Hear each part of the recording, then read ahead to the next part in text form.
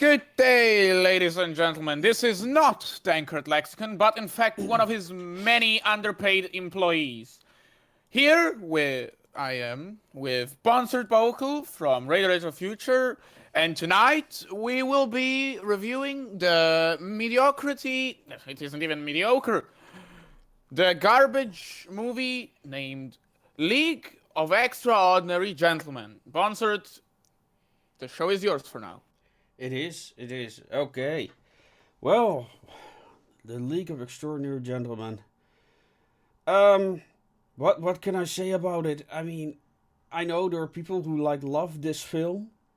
And I am most definitely not one of them, and you are not as well, apparently.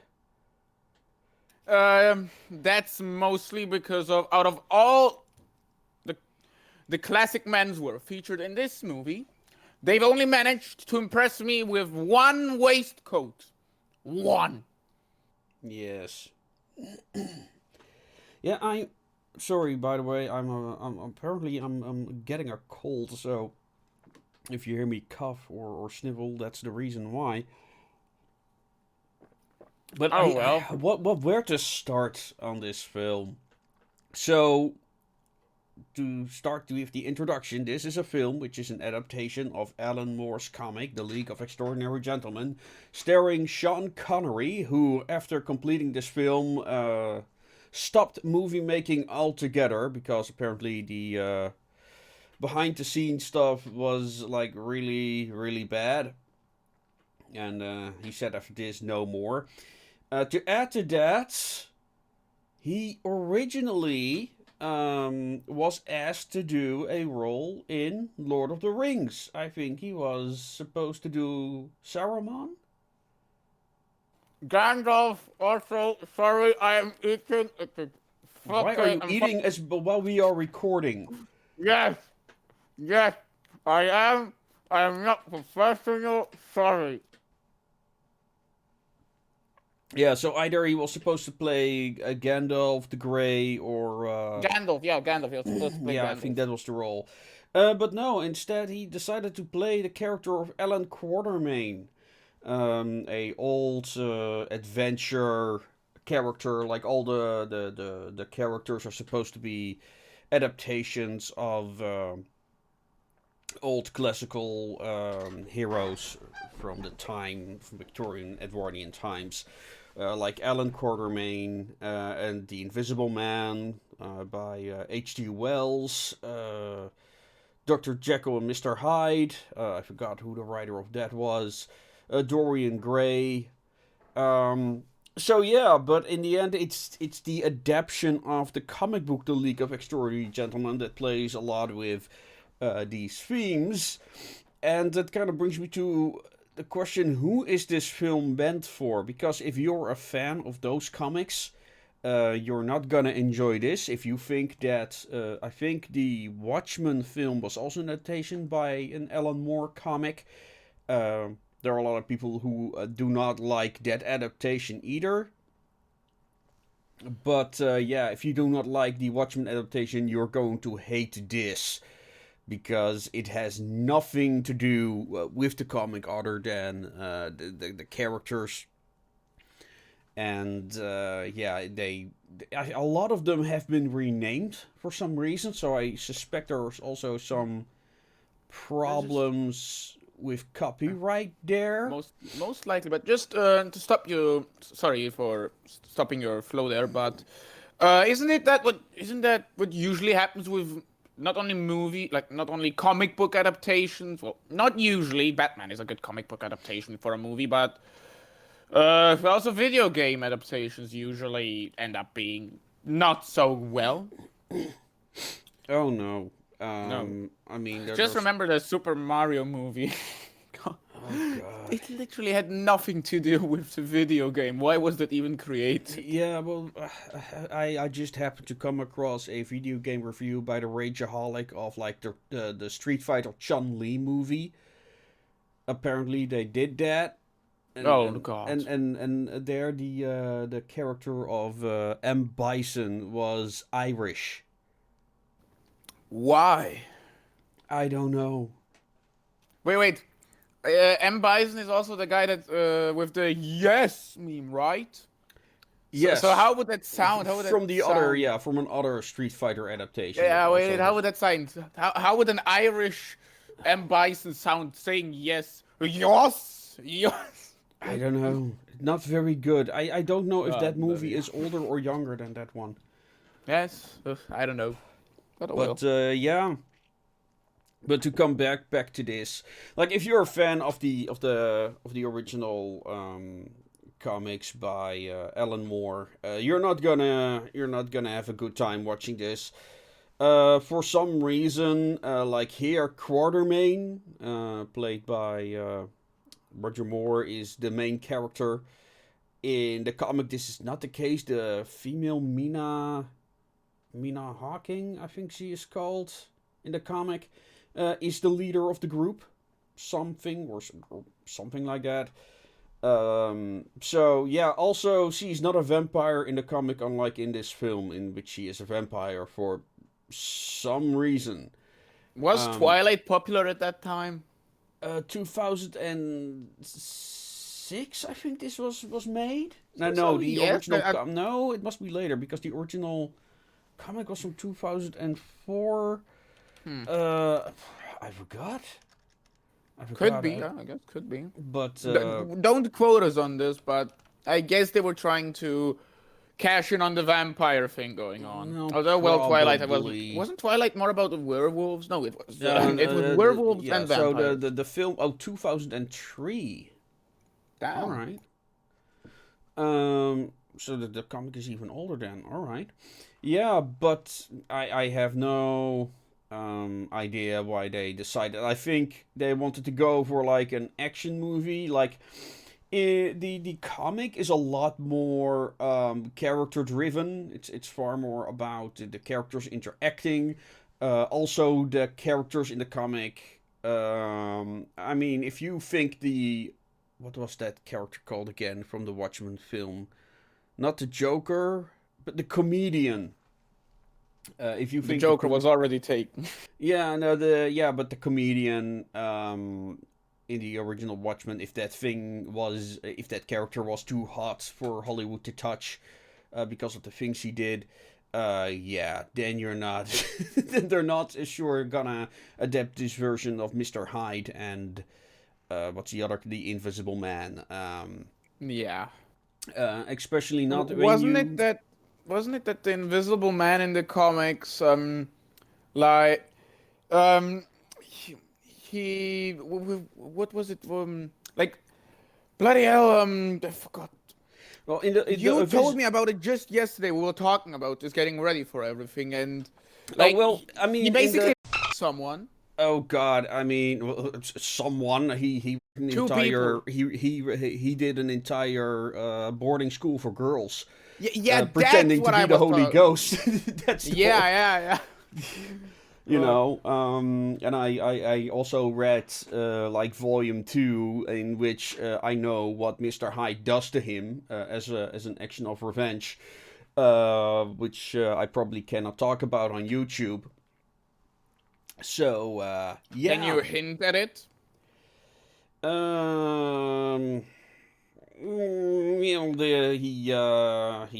Let's just say that Mr. Hyde first humiliates him somewhat. Let's put it that way. You know, shows his dominance, so to speak, before letting him bleed to death.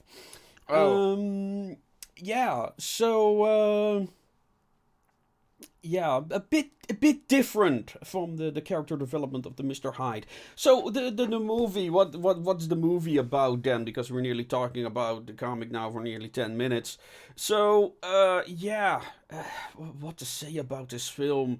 So it starts with the attack by like this mysterious organization by a character who calls himself the Phantom, a guy who's mutilated and wears a silly mask. Yeah, what do you think of that opening? It was weird. Yeah. To say the least. And the villain looked like a bad knockoff Penguin. But just one moment. wasn't it like that his face was disfigured there, partially under the mask, but later, I mean, it's not like we're going to spoiler this movie, but Yeah, later, it's at the end it's of a the movie, 2003 film. Come on. yeah, yeah, like later he takes the mask off and there's like no disfiguration under No, it. because that was makeup. So he wore a mask to hide his makeup to hide his face. What? I mean, now that's just layering of another level. Yeah, so, yeah, and it's like I could not pay attention to this film. So when I saw his face, like, do I know this character? And then oh, he's yeah. So, Oh. but yeah, before we get to that, let's finish this opening scene. So we've got this opening scene, in which the first one is an attack on a bank with a Mark I tank in the year 1889. I think this is taking place. So they have a tank developed during the World War One that is especially designed to cross trenches. Um, yeah, that was especially developed for that war. So if they were expecting a mobile war, they would have developed like an Renault F-17. For people who know what that little tank is, it's basically the tank that inspired all other tanks that would follow. And the Mark I tank, well, they were obsolete by the end of the war because, no more trench warfare. Not to the extent it was happening during that time. So you've got a tank that was obsolete by its very existence. So that's an irony. Then also the soldiers that appear in that scene, the English soldiers wear Tommy helmets, which is another innovation that was introduced during the First World War, so 20 years later. And we also have that one cliche stupid soldier that has some huge machine moving straight at him and he's just there Yeah, pointing the his hand at Bobby. it like it's going to stop. Yeah, And what happens? the agent, the Yeah. Bobby, is standing in the middle of the road. It reminds me of that scene from what is that spoof? Austin I Powers. think, well, like, I don't know if you're thinking about the same movie, but I'm thinking of Austin Powers. Yeah, I was thinking of Austin Powers, where you have this Yeah, scene of the guy where standing there's in this. front of a trolley truck. Yeah. No. There's this one movie, not movie, that one scene from Austin Powers where it's like a steamroll, and It it's was a going really steamroller? slow, Oh, that's and the possible. officer is like, stop. But that He is could what it move reminded away. me of. Yeah. Yeah, he could just move away, but he's like, no. Yeah. So- No, he's just standing there. Watch out! Let's go! Come on. So yeah, no. There also so there is that attack of the tank and all the accuracies. There's a complete lack of detail in this film. Like when you read the comic, like Alan Moore has all these historical references, even to rather obscure events. Even so, there was this major attention to all manner of historical details and fashions and stuff like that. And you watch this film, and it's very clear they just didn't give a damn. No, they took all of that and put it into into the vehicles. Yeah, Just all of the league's vehicles are needlessly embroidered. oh yeah, that too. We're gonna touch upon that later. Yeah. But yeah, so we've got the strange bank guys, and they steal drawings of an ancient building they could have probably gotten anywhere else. But alright, fine, whatever. For some reason that needed to be in a vault. And then they get another scene there where they attack a Zeppelin factory in Germany, I think. Ah, yes, because that's how you send a message. Yeah, and I forgot how they did it. Did they just bring machine guns and pretended to be There was British like soldiers? this one harpoon rocket launcher. Oh yeah, there was also an harpoon rocket launcher. Well, fine, whatever. And they It's destroyed not about the Zeppelins, and they Zeppelins, it's about sending a message. yes, and they kidnapped the scientists. That was what they were after. They wanted all the German scientists from that That's one true. Zeppelin factory, because if you can develop a factory, a Zeppelin, you can make anything else, right? Exactly.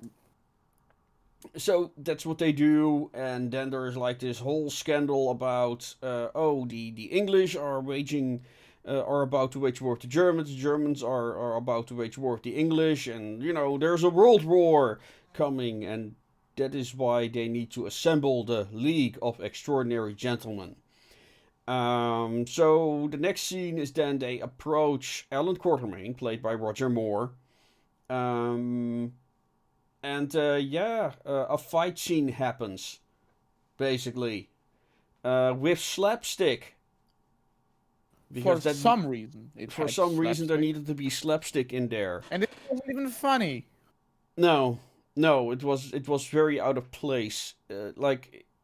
Because of course the hero Alan Quatermain didn't want to fight because he was asked to serve the British Empire, but his tragic character background is that he lost his son while serving the English Empire. Now, this, I mean, when you're probably familiar with Lindy Baish's channel, right? Yes, indeed. A lovely chap. His Yes. content is great. His content is absolutely great, and he has these stories about like all these English operatives, all these men who volunteer to take on like these ridiculous assignments. Like, how the hell did they even manage to do it? And one of the things is the amount of self-sacrifice these men are willing to take. Or the women in that regard, like if you have, for example, the female operators of the what was it called? Was it called Atlas? I think it was called Atlas, that supercomputer that they built. Well, supercomputer. It was either Atlas or Enigma. I think. Enigma is the German. Machine. Decoding machine. Yeah. Yes. So it was Atlas, and those women, like none of their families knew what they were doing. Like during the entire war, they lied to their families and stuff like that. And all you see with in particular the British operatives, like, was the amount of self-sacrifice they were willing to sacrifice. And for Alan Quatermain to all of a sudden say, "Oh, I lost my son when I was serving in the war." It's such a lame thing, and it seems to be such a disservice to the people who took on operations like he did. And like, okay, what? Do you seriously think they were thinking that far ahead? No, it's very clear they didn't think about anything. They were thinking about, okay, how can we make like superheroes? That's what they were thinking. That's why they replaced Mina Harker with a goddamn vampire. And they failed at it. Oh god, it's not interesting. Because in the comic, like, all the characters had their own strengths and weaknesses, and here they're all, well, superheroes. They're all invulnerable. Yeah. So you've got like 4 characters who are interchangeable. They just have other CGI effects to go with them. This is basically just a bad knockoff of the Justice League or the Avengers. Well, the Justice League is still more interesting because there's a clear difference between Batman and Superman. Exactly, yeah, but it's just a bad knockoff here. It's not it's just a complete lack of detail. And then after that fight, Quatermain is all of a sudden convinced that because it just so happened at the time that they wanted to recruit him, there are assassins after him, which are guys with plate armor, dressed in black, witch hunter costumes, and their guns look like bolt guns from the Warhammer 40k franchise. It's okay. Oh, no, it doesn't look bad. It's just like, man, those guns really look like the early Space Marine bolt guns, like the very first ones they made in the Rogue Trader era. They were extremely bulky. Yeah. It's just fine, I get it. They wanted to have an industrial look. It's just funny that they look so similar. Because machine guns in 1890. Fine, okay, whatever.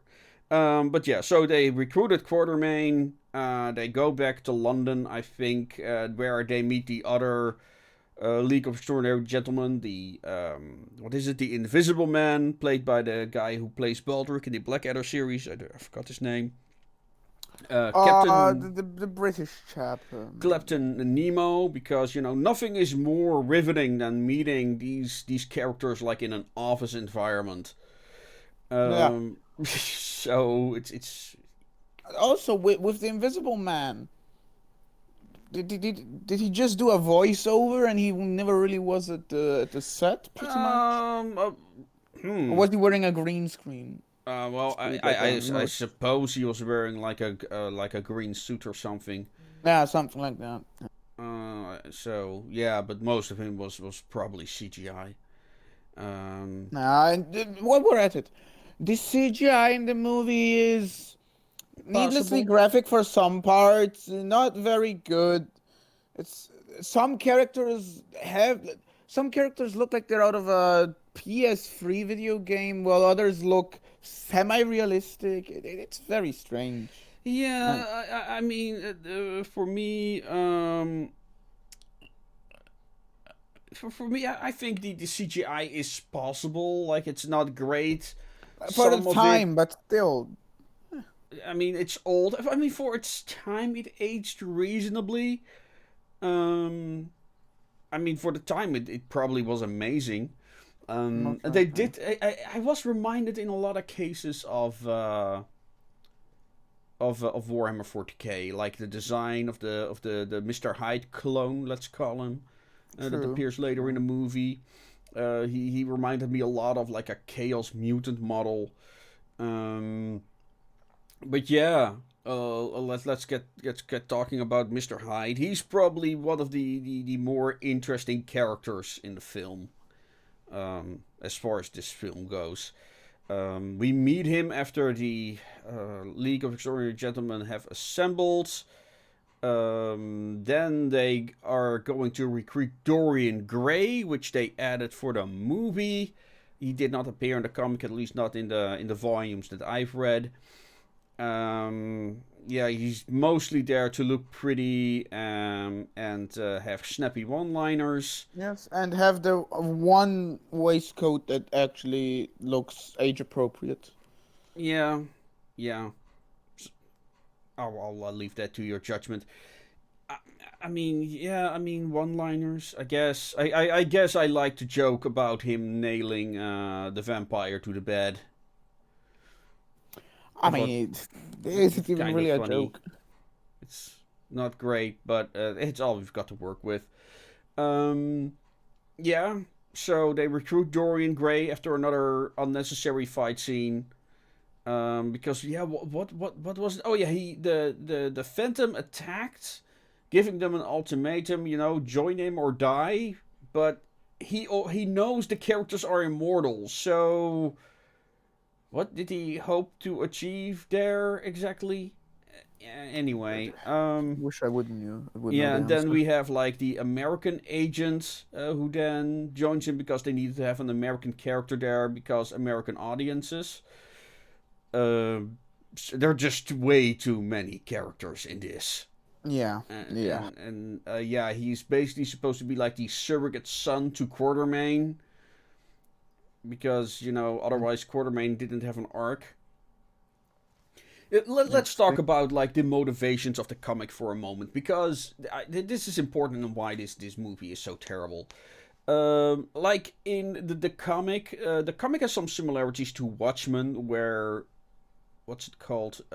Crime fighting in Watchmen is like an aphrodisiac and it's an addiction for these characters.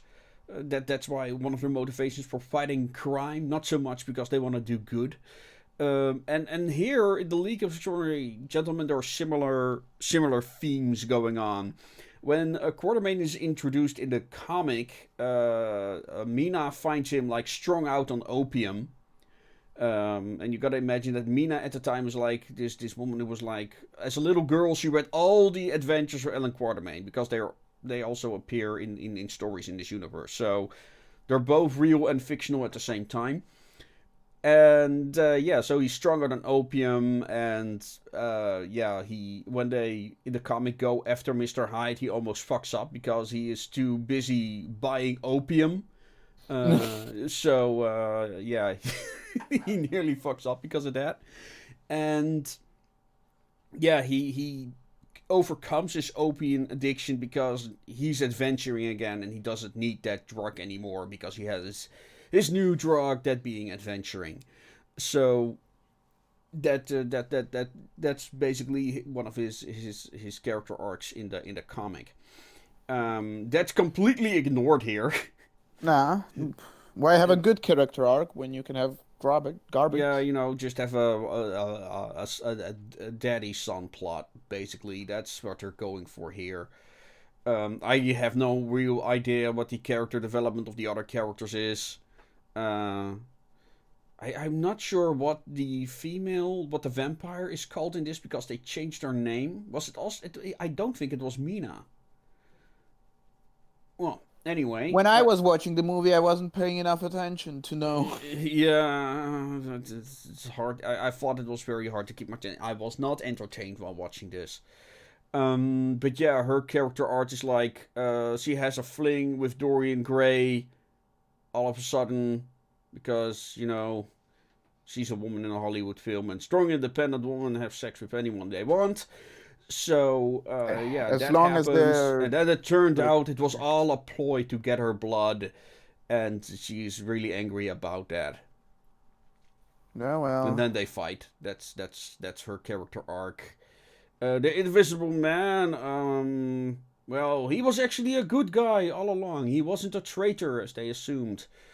So yeah, that's his character arc. Mr. Hyde is the only one that actually has a genuine internal conflict. True. In which he kind of makes amends with Mr. Hyde. That's basically it. He saves the crew. He becomes Mr. Hyde to save the crew. And Dr. Jekyll was proud of Mr. Hyde for saving the crew. That's basically it. I like that moment. It's also the only memorable moment I thought in the film. Yeah, pretty much. It's an internal conflict that's... It's not something new, but it definitely is interesting.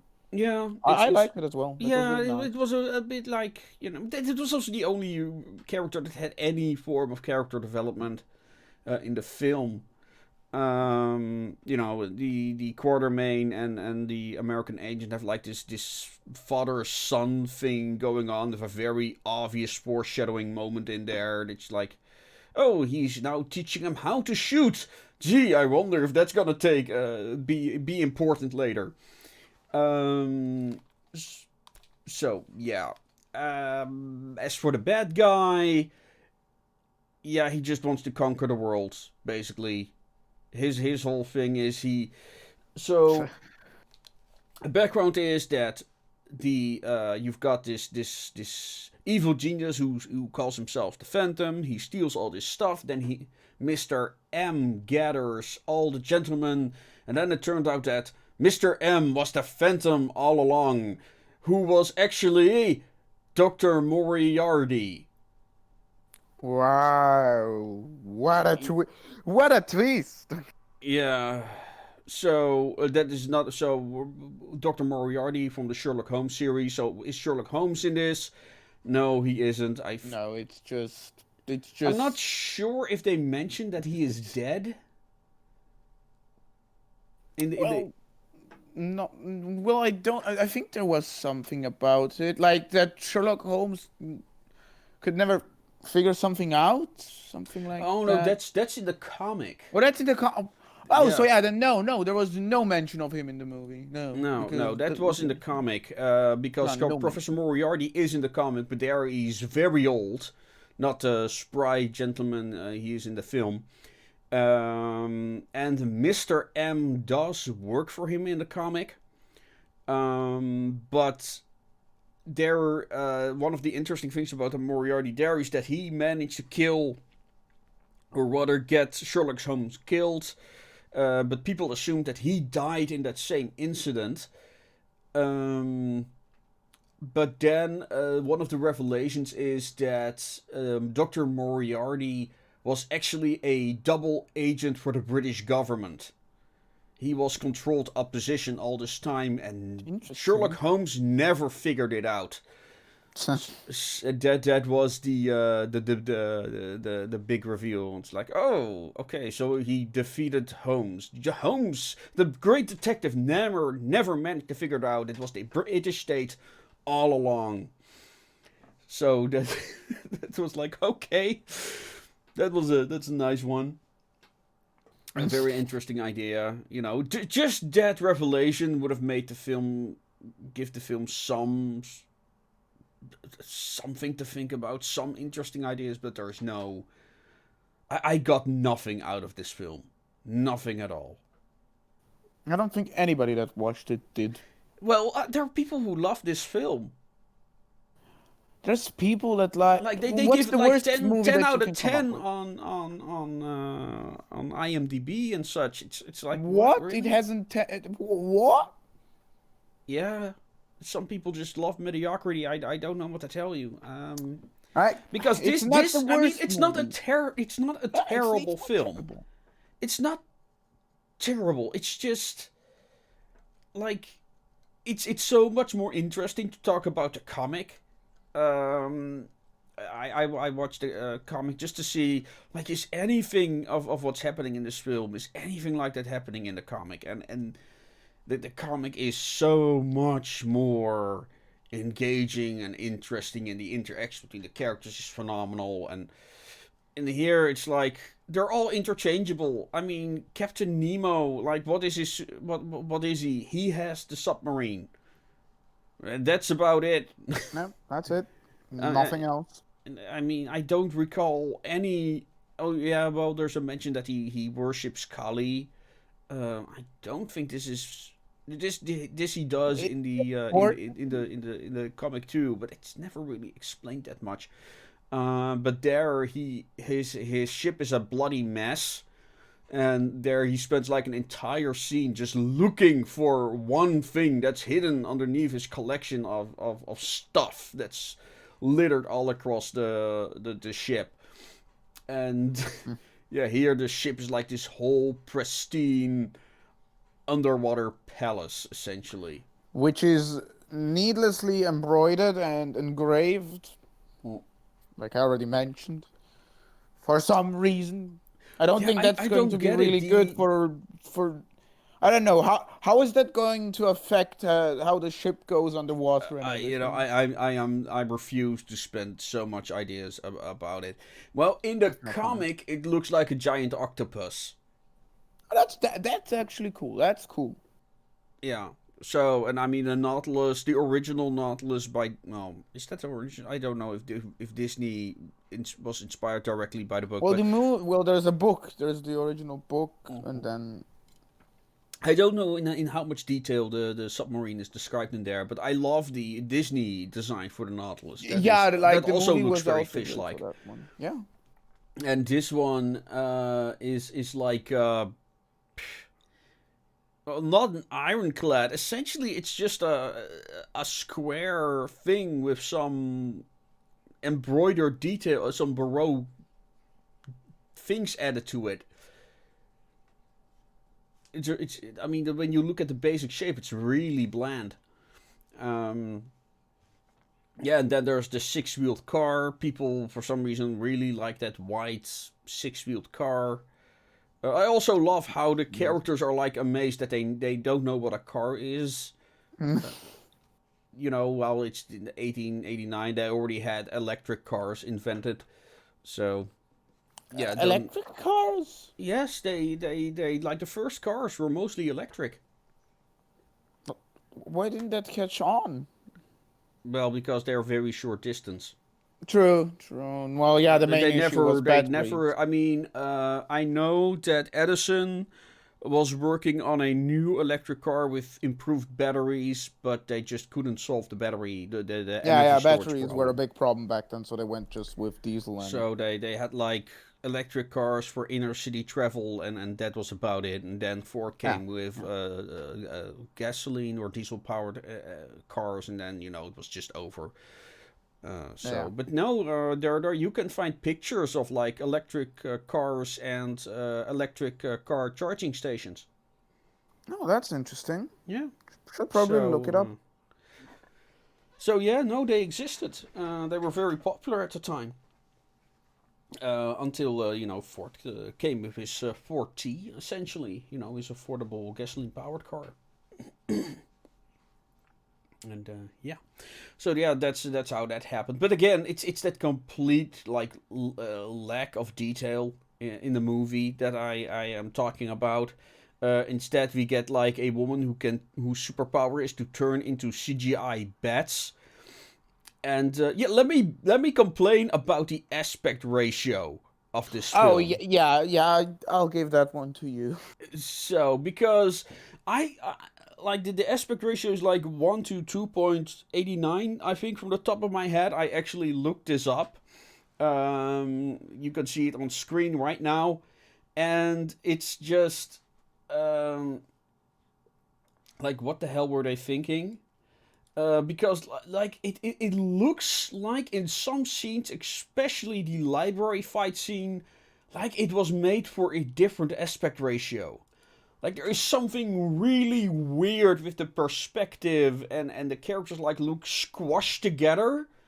And maybe that is my monitor. My monitor is not made for that aspect ratio. Mine is like 16 to 19, I guess. I'm not sure. But it really looked like squashed together, and like something was wrong. And there are like shots in the movie where it actually looks like they cut off a part of the bottom part. Like there was supposed to be more on screen, but they couldn't fit it in. So yeah, I don't know what's going on there, or if they changed that, but something is really off about the aspect ratio in my mind. So I'm also looking at this tiger right now on screen. I don't know, something's off about it. It looks like it. I feel like there should be more of the tiger's head on screen right now. It does look like it's either badly centered or they just cut it badly. Yeah, I think it's the last bit, to be honest, because I Also, noticed this in tiger various scenes where it just looks like there is a bit of the shot missing. Yeah. Also, that tiger is making multiple facial expressions at once. It's like I don't know how to describe it. He looks like he's either. It looks like one eye is looking up while the other one is looking straight forward. Yeah, it looks like either it looks like he did something he's ashamed of, and now people are just staring at him judgmentally, and he's like, Yeah. well, sorry. Oh my god, I think I'm on the wrong set. I think I walked in. I should be in a jungle scene. Oh no, wait, on that was fucking wrong mountain. movie, damn it. What am I doing here? I'm sorry. Okay. Also, that tiger scene that has no purpose other than that Quartermain says something about like all tigers want to go down with a fight or something like that. Ah, yes. Something. Oh, so wait. that. So he's, if I remember, he says that, and then it's like this dramatic cutaway to the tiger, and then just back. That sounds like a cutaway you'd expect from Family Guy. Well, let's talk about the editing for a moment, because like especially in the fight scenes, like they do this action that's like really quick, and then it flashes back again. Like they f***ed up and they don't want you to see it, so they do this so much. Like there's a shot or something, and then immediately they go to another shot, and I don't know. I thought it was really distracting. That can be good when it's done well, but like here, as you said, it's extremely distracting. Yeah, but there is not like because we should do the Rocketeer at some point. Because in the Rocketeer, they're like it's very in a similar vein to this, but there are like some awesome shots in that film. Also, when you take shots from for example, Metropolis, or a series I did an extensive review on, like Last Exile, like every shot, like there is something that you have not seen before, and then you see the still, it's like, oh my god, I did not notice that, and that's like, oh man, that's such a great shot. And here it's just they're just going through the motions. Like this is a mass production project. It just goes from one scene to the next. Like things happen because the script says so. I mean, we didn't even talk about the whole Venice scene where the whole city is collapsing. Yeah, pretty much completely destroyed. Yeah, it is completely destroyed, and I could not care less. It looked really weird. It didn't look like buildings were collapsing. It looked like, I don't know what kind of material they used for this. Well, it looked like a background, really poorly done scene from Inception. Yeah, pretty much. Yes. Yeah, exactly. So that is kind of what it reminded me of. And what can I say about it? I don't know. It's like that whole scene in Venice felt like a waste of time. This whole movie is a waste of time. Yeah. Like if somebody just cut out the bloody Mr. Hyde scene where he saves the submarine, and that's the entire movie, it would be better than what it is currently. So you just take that one scene and you make a movie out of that, and we're done. Just why complicate it? Well, I'm just baffled that they didn't do like something similar to the comic, where the film is just getting the crew back together, and then you have like one big fight. But instead they reduce every, like, the first encounters were like, oh, we are having a reunion scene. Okay.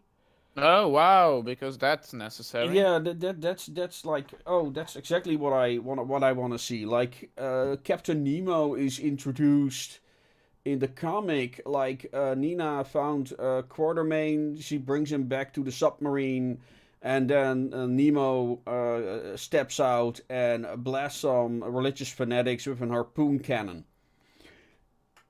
Oh, that sounds like a lovely evening. Yes, exactly. And it's like, I mean, the comic gave you those scenes on a goddamn silver platter. You could have easily done that in the film. But no, they want to be original. What? Oh God. I understand why they couldn't do the thing what they did with the Invisible Man, because that would never have gone to any board, because, oh my God, think of the children. Well, back then maybe it actually would have, but nowadays surely not. Yeah. Well, they wanted to make him a hero. I think that was it. Instead of the villain, like, well, in the first issue of the League of Extraordinary Gentlemen, he isn't the villain. He's a sociopath. Absolutely. Oh, big difference. He's a fucking sociopath, but he's not necessarily the villain. Here they added Dorian Gray because famous character, I guess. They added him so that they could have a Prince ripoff. Yeah, I don't know what to say about. But also, this shot here, doesn't it look like there's a piece of the top missing? Yes, it does.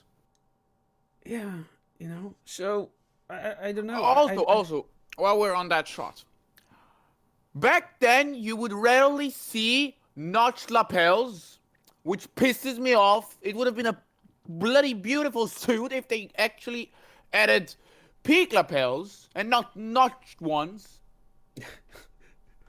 Why would you do that? Come on! Yeah. Just I do make I it- do like the touch with the wallpaper, because that is actually period wallpaper, I think. Yeah, that fits, but the notched lapels don't fit! But yeah, I mean, what's there to talk about? I mean, the whole thing with this film. I mean, we are almost talking an hour about it. Um, I mean, That's too bloody much for this yeah. film. And here you've got like the mutant. That's This is what I was talking about with mediocre CGI.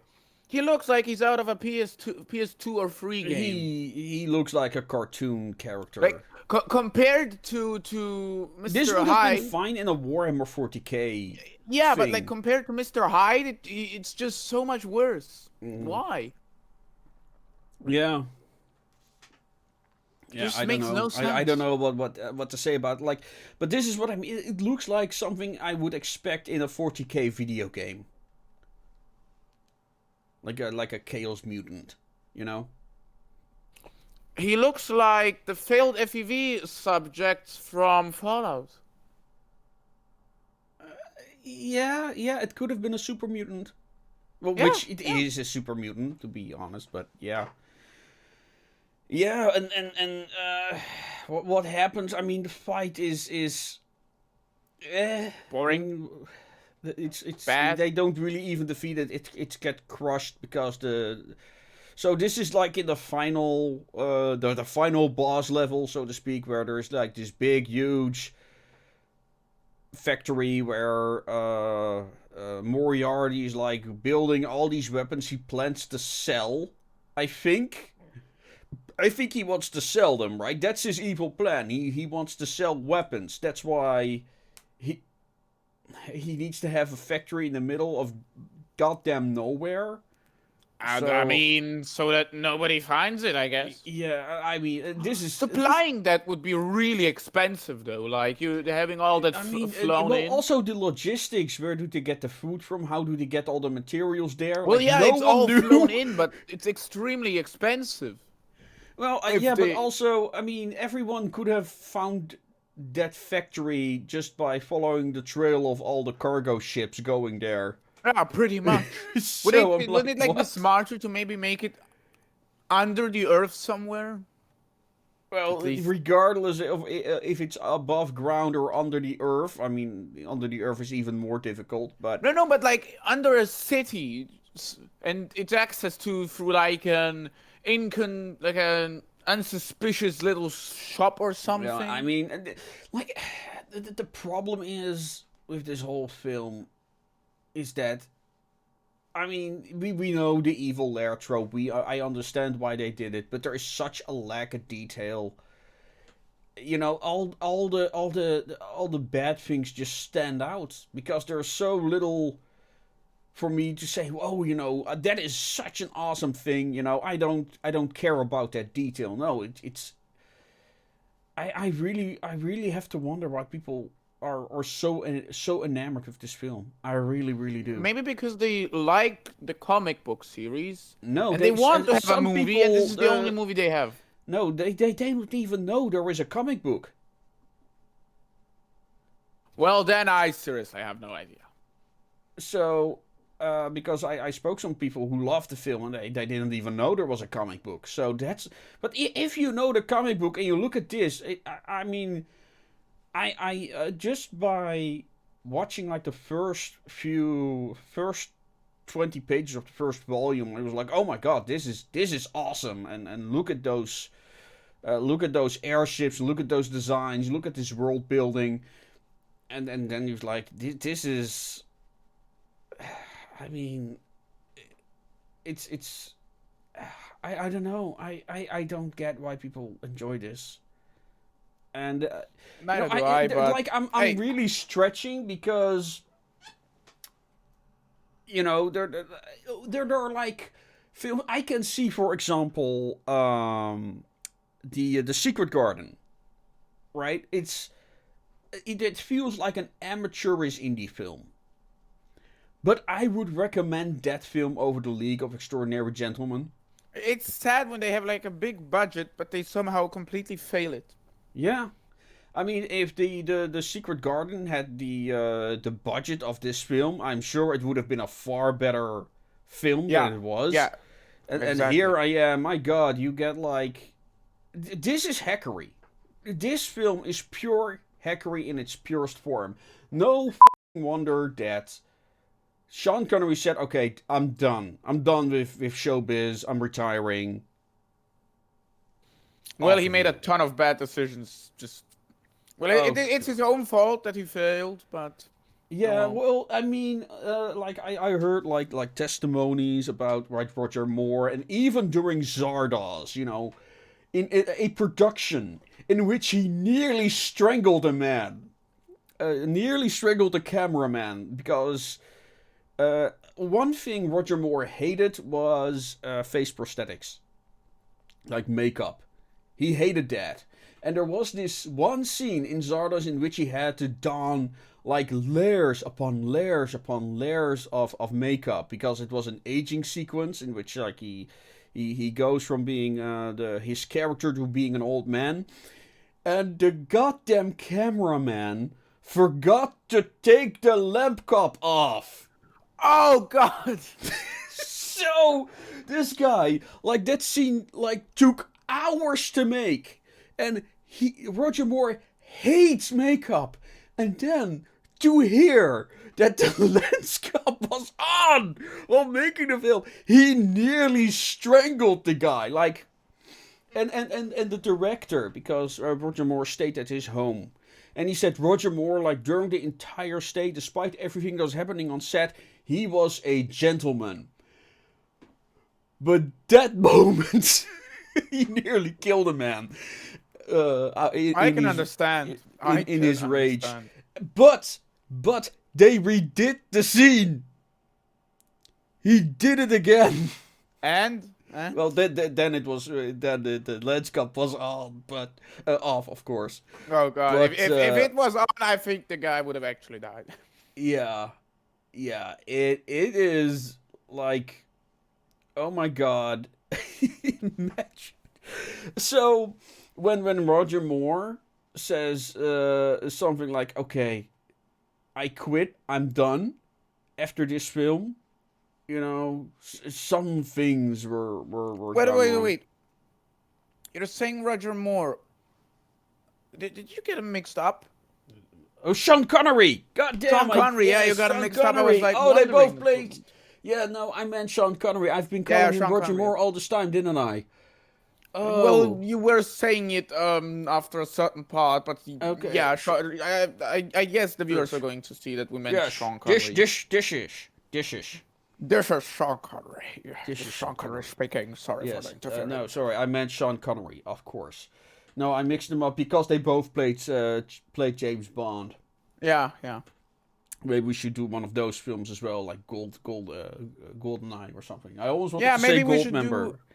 Yeah. What was Goldmember? Was that another? No. parody? That's Austin Powers, if I remember. Yes, Austin properly. Powers. Yeah. That's We what I should do wanted to Austin ask. Powers or The Mask. That's what we should do. I want some comedy in here. We're all doing this serious crap. I want to laugh for once. Yeah. Oh man, I have not seen those. I'm films for a already long time. underpaid from Danker. This is like, at least let's watch something that makes me Yeah, laugh. let's do that because I need something good after seeing this also. Yeah. So because- wait, here we're gonna start a poll on the Discord. If you're not in the Discord, join. We'll have it all linked in the description. I can But- also start one on YouTube. Yeah, channel, but you know how YouTube is with the community polls and all that. That's true. So we're gonna make a poll real quick on the Discord and ask people which one would they have us see rather. Either good old The Mask with Jim Carrey or Austin Powers. Oh, then again, which Austin Powers? There's like wait, is it three or four? Two, I think.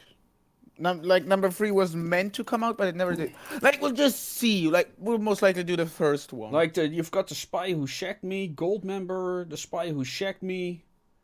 You just said The Spy Who Shagged Me twice. Yes. Yes, I was trying to recite them. Anyway, so yeah, we'll do a poll and we'll see what the people say. Yeah, because I think they did like the shadow joke twice. Maybe? Could be. Yeah, let's see. There's like in the first one they get frozen and unfrozen. In the I think in the third one, the sun becomes bold and. No. That I think the third one never happened. Like it was in the second one where it was foreshadowing what's going to be in the third one. Okay. I think. Maybe you're right. Maybe you're right. Like they were joking about making a third one in the movie itself, but it was never made. I think, sadly, I would have loved to see a third one. Yeah. Well, I mean... Well, also, which leads me, like, The Mask was supposed... Well, The Mask did get a sequel, but it's not The Mask 2. The Son of the Mask? Yeah, The Son of the Mask, but that's not a good movie. Let's see, 1997, Austin Powers, The International Man of Mystery, Austin Powers, The Spy Who Shagged Me, and Austin Powers 3, Goldmember. Also free. There is free movies. Oh. Yeah. Alright. So, 2002. Oh, we could also maybe watch, is it Naked Gun?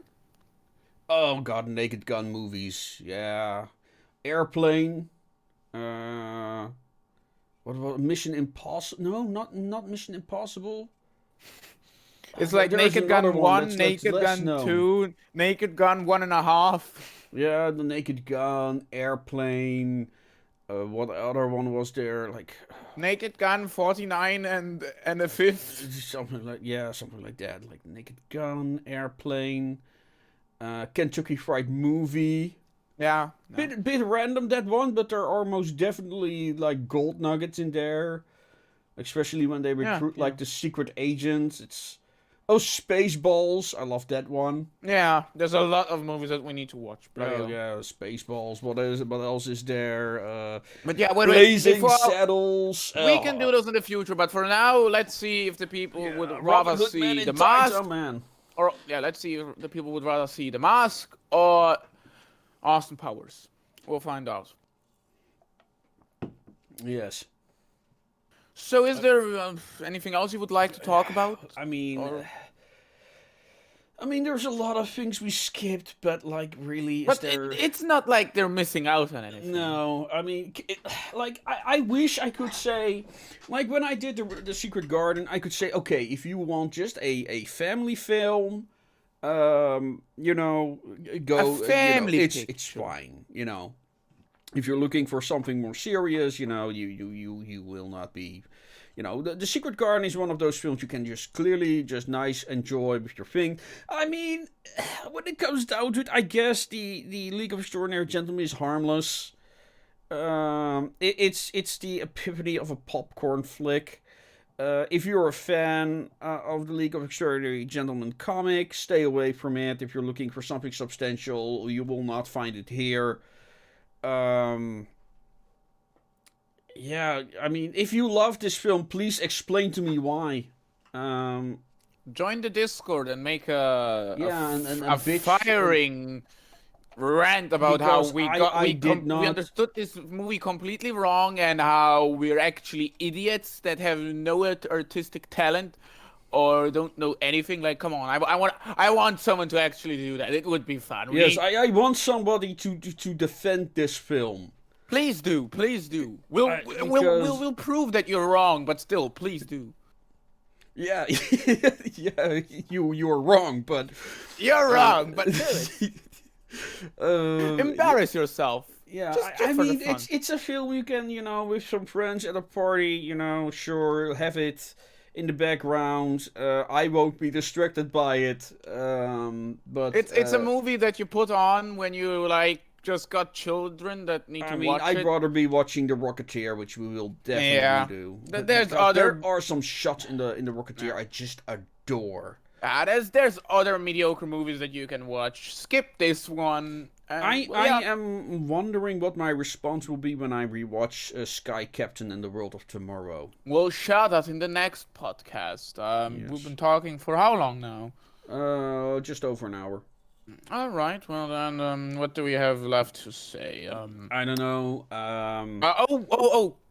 Uh, you know, I cleaned out the sex dungeon down there, and it's really roomy. So yeah, I'll probably open up a club down there. That's gonna be fun. Why? I mean, Why not? Look at this place. It's already a garbage heap. Just Yeah, well, true. Well, most of this plane is a garbage heap. But, true. You know I what? mean, That's what I actually call it. I'll call it the garbage heap. Now that's a sexy name. Ah, have you heard about the garbage heap? Oh, that's a good club. Well, I mean, we'll probably be a better competition than the Retro Future Research Foundation. Most Maybe you can have like a fungal garden here somewhere. Like have some Yeah. purple mushrooms on the wall. Yeah, would be nice. Would be nice. And, you know, there's some Maybe I could Uh-huh. open a little. What do I you know? know, maybe sell some a fried deep one in the corner. Ah, would be nice. Would be nice. Like we need to. Maybe we should first fix the projector so that we can actually watch movies in here. You know, maybe that's the first thing we should do. Yeah, like- my arm is a bit tired of like flipping all these pages after each other. Ah, yes, flapping all those pages. Sure, that's the only thing. Yeah. Yeah. Oh well, well we hope you enjoyed this podcast, ladies and gentlemen. Let us know why we are wrong and why people should watch this film. Yes, exactly. So that we can prove that you are wrong. I Or maybe, who knows, maybe refuse we're to actually- pay any. I refuse to waste any more of my time on this film. I Yes, really, so- I watched it 2 times for this review. Well, nearly 3 times because an idiot didn't watch it beforehand. Wonder which one of us two that is, and he was like, "Hey, could you like stream the movie?" Look, it could be worse. It could be worse. Yes. Anyway, ladies and gentlemen, I hope you enjoyed this podcast. And I'm gonna bid you adieu. And as always, make things your way. Goodbye. Bye bye.